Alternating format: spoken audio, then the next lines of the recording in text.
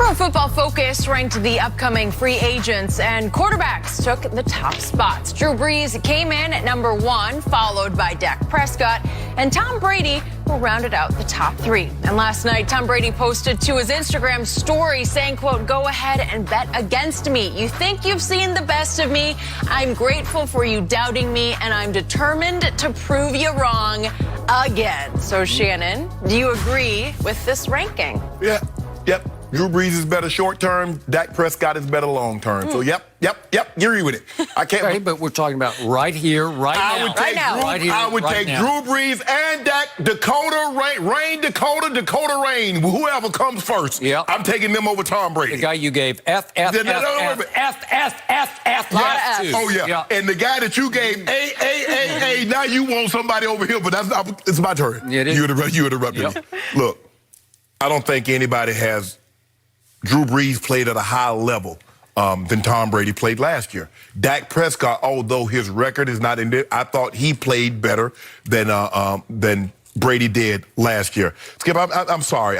Look, I'm not going back and try to do anything with what Brady's already accomplished. That's accomplished. He did it. But at this point, 2020 and moving forward, I'm not taking Brady over any of these guys.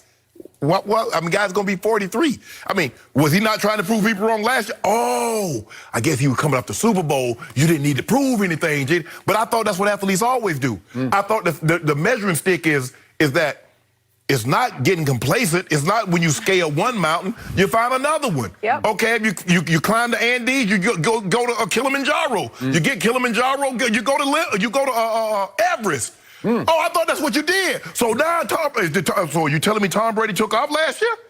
Or was he not trying to prove people wrong last year? No, it's not. It's a rhetorical. Oh, so that's what it is. You do whatever. Motivate yourself. But Father Time, he has had unlimited timeouts. He is a very patient soul. Father Time is coming. And Coach Belichick knows that he's coming. Tom Brady knows that he's coming. You can get all the T-shirts you want. You can have all the cliches and sayings that you want. He's undefeated, and he's coming. But he hadn't gotten there yet. Oh, yeah, he did. You saw it. You saw the slippage last year, Skip Bayless. I did not. I must have seen. I got to get a new TV, I guess. I don't know. Oh, you didn't see those pick sixes at the end of the game? So I'm going to start at the bottom. I'm going to go to the end of your argument, and I'm going to go to what happened last year. Here's what I saw at the end of last year. What'd you see? I saw Tom Brady lift a below-average football team into contention for the number 2 seed in the AFC. And that's pretty great, given what Lamar and company were doing in Baltimore. I saw the New England Patriots, thanks to Tom Brady, have a 24-20 lead with 3:53 left in their final regular season game at home against the Miami lowly Dolphins. And I know the Dolphins started to rise at the end of the year, and they knocked off Wentz and company, but it was still the Dolphins at Foxborough. And thanks to Tom Brady driving the Patriots 8 plays, 60 yards, thanks to Tom Brady hitting James White yet again for a 13-yard touchdown, the New England Patriots led 24-20 over the Dolphins of Fitzmagic with 3:53 left with the 2 seed right in their laps. Is the 2 seed good in the AFC? Yeah. I'd say it's pretty great, right? So you tell me slippage. Baloney slippage. I saw Tom Brady do what he always does, take them home with yet another fourth-quarter comeback touchdown that should have stood up. And then what happened, Mr. Sharp? What happened? You saw the end of the game. Bill Belichick's defense did not happen. I saw 13 plays, 75 yards from Ryan Fitzpatrick. Think about that. With the 2 seed in the palms of your hands, Bill Belichick's defense could not keep Ryan Fitzpatrick's offense out of the end zone. Now, I'm not talking about a field goal because it wasn't going to be enough to just kick the field goal. It was 24-20. Fitzpatrick had to go score a touchdown in Foxborough against Bill Belichick's defense to unseat the Patriots from the 2 seed. And he did it with a 5-yard pass to Mike Gesicki with 24 seconds left. So help me out, Mr. Sharp. Yes, got you. Did Tom Brady not do what he always does to put them in a position to have a bye, a week off, a home game, and then potentially an AFC Championship rematch against the Baltimore Ravens at Baltimore. They weren't good enough. Okay, well, they probably weren't good enough, but he had lifted them in position once again to be good enough. So now back to Jenny's question, back to the point.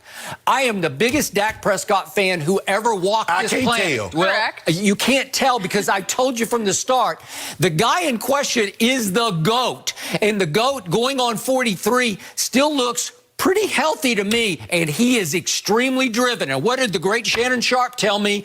When he hit 35, he just lost his desire to keep going to those freaking meetings. I did. Right? Yep. You got to keep going in there and hearing the same drudgery day after day after day. This guy's on fire. This guy just posted. You got the quotes, right? Yeah. You want me to read it me again? one more quote again. This guy, go ahead and bet against me. You think you've seen the best of me. I'm grateful for you doubting me, and I'm determined to prove you wrong. Thank you, Shannon Sharp. 43 years I already got my money with Fox Bet. Okay. I slid him a couple of grand to Fox. Okay, so everybody is missing the boat and the point about what's happening right now.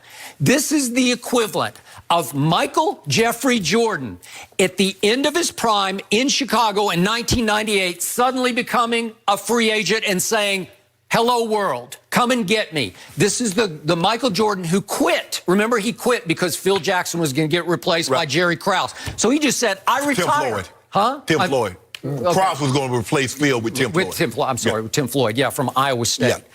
Close friend of mine. So the point was, Michael just said, he's my coach, and you remove him, you remove me. Right. But what if Michael had said, I become a free agent, which was not, he had a contract, but let's just say in 1998, at the end of his prime, he had become a free agent. That's what is about to ensue.